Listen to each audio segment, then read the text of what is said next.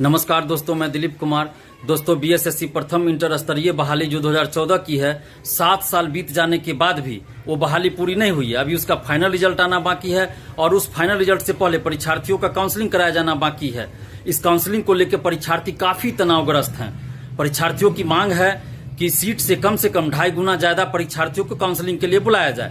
हम भी इस मांग का समर्थन करते हैं और बीएसएससी के सचिव और अध्यक्ष महोदय से विनती करते हैं, आग्रह करते हैं कि सीट से कम 2.5 गुना ज्यादा परीक्षार्थियों को काउंसलिंग के लिए बुलाइए। ऐसा करना इसलिए जरूरी है क्योंकि ये वैकेंसी 2014 की है और 7 साल बीत चुका है। इस दौरान हजारों परीक्षार्थी हैं जो कहीं ना कहीं जॉब कर रहे हैं और जो कहीं ना कहीं जॉब कर रहे हैं, तो ऐसे परीक्षार्थियों को अगर बीएसएससी से उससे अच्छा पद नहीं मिलता है तो वो लोग बीएसएससी के थ्रू कोई पद ज्वाइन नहीं करेंगे। ऐसी परिस्थिति में हजारों पद खाली रह जाएंगे। और दूसरी तरफ 2016 में पटना हाईकोर्ट के आदेश पे जब दोबारा फॉर्म भरने का लिंक ओपन किया गया था, तो जिन लोगों के लिए फॉर्म भरने का लिंक ओपन किया गया था उन लोगों ने तो फॉर्म भरा ही था, लेकिन हजारों लोग ऐसे थे जो फॉर्म भरने के लिए योग्य नहीं थे, फिर भी उन लोगों ने फॉर्म भर दिया था।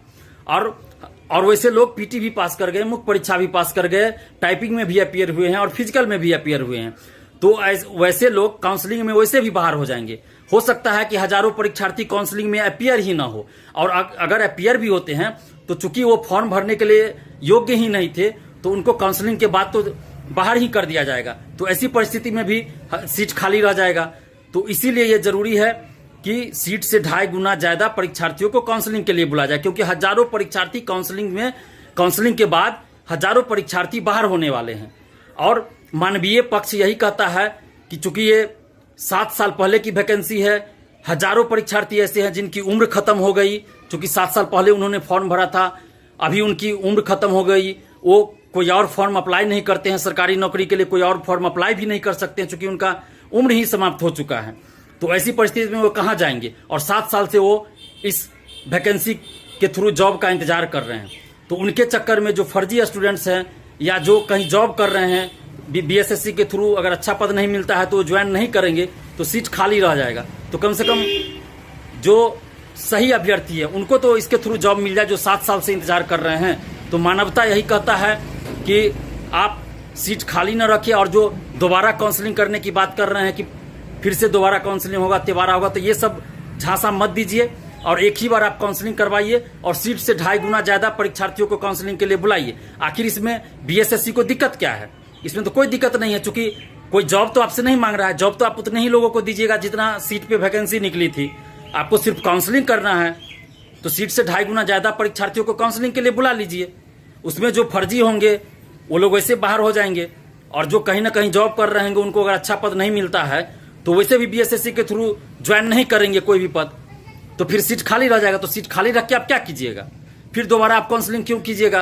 तो ये सब झांसा मत दीजिए, दोबारा तिबारा काउंसलिंग का झांसा नहीं दीजिए।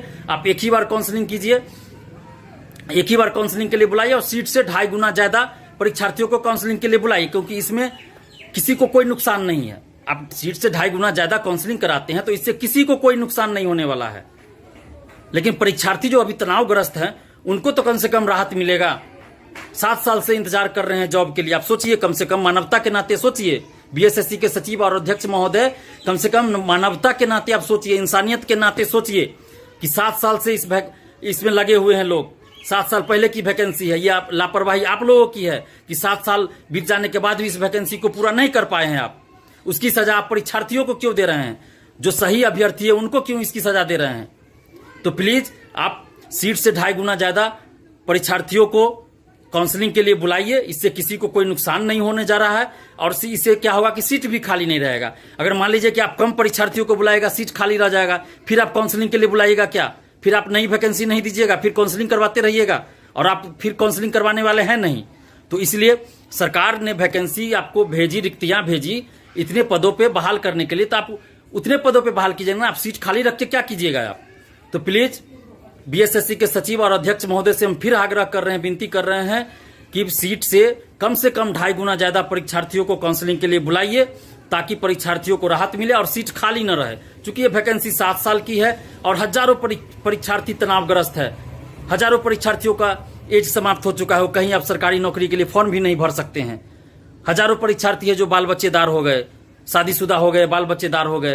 तो कम से कम मानवता का भी ख्याल रखिए जो हजारों परीक्षार्थी है जो कहीं भी सरकारी नौकरी के लिए अब अप्लाई नहीं कर सकते, उनका उम्र खत्म हो गया, 7 साल से इंतजार कर रहे हैं, और आप सीट खाली रख के क्या कीजिएगा। तो इसलिए सीट से कम 2.5 गुना ज्यादा परीक्षार्थियों को आप बुलाइए काउंसलिंग के लिए, ताकि परीक्षार्थियों को राहत मिले, वो तनावग्रस्त न रहें, और इससे संबंधित आप कोई नोटिस जारी कर दीजिए। नहीं तो फिर हम लोग को आंदोलन करना पड़ेगा। इसके लिए भी पीटी के रिजल्ट के लिए आंदोलन करना पड़ा था, पीटी एग्जाम के लिए आंदोलन करना पड़ा, मुख्य परीक्षा के रिजल्ट के लिए आंदोलन करना पड़ा, हर टाइपिंग के लिए आंदोलन करना पड़ा, फिजिकल के लिए आंदोलन करना पड़ा। हर स्टेप पे हम लोग को आंदोलन ही करना पड़ता है। तो ऐसी परिस्थिति क्यों आप लोग ला देते हैं? तो प्लीज ऐसी परिस्थिति ना लाएं कि छात्रों को फिर से सड़क पे उतरना पड़े, और आप सीट से कम 2.5 गुना ज्यादा परीक्षार्थियों का काउंसलिंग करवाइए, काउंसलिंग के लिए बुलाइए। धन्यवाद।